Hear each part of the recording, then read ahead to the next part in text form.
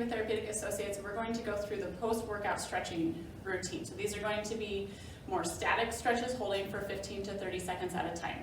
We're going to start with our shoulders. So Kelly's going to demonstrate for me. She's going to bring her right hand back behind her shoulders with her elbow pointed upward. And then she's going to grab her elbow with the opposite hand until she feels a gentle stretch.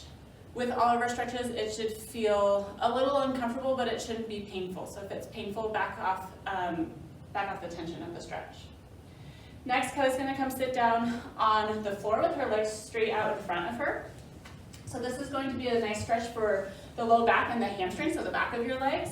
So she's going to reach as far as she can without bending her legs at the knees. So if you can touch your toes, great. Otherwise, if you can just get to your shins or your knees, wherever you can get to and feel a gentle stretch. Next, we're going to stretch our quadriceps, or the front of our leg or thigh. So Kelly's going to lie on her left side, and she's going to grab the ankle of her right leg and pull it back towards her bottom. You want to keep the heel just away from the bottom a little bit until you feel a nice stretch in the front. Next, she's going to come and stand on her feet. We're going to stretch the inner thigh muscles. So feet are going to be about hip width, a little bit wider than hip width apart, and she's going to squat down until she feels a nice stretch on the inside of her thighs.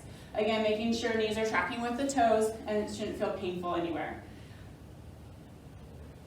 Next, for our thighs, we're going to get the outside of her thighs. So Kelly's going to stand on one leg, and she's going to cross her opposite ankle over her knee, and then squat down as far as she can like she's sitting in a chair. If you're having a hard time with balance, make sure you're standing next to something to hang on to some balance, or have a buddy next to you that you can hold on to their shoulder. And then the last stretch we're going to do is for stretching the calf and the ankle, so the back of your lower leg. So you're going to lean against a wall or a fence. One foot is out and back. Toes are pointing forward, and you're going to lean forward until you feel a little stretch in the back of your calf.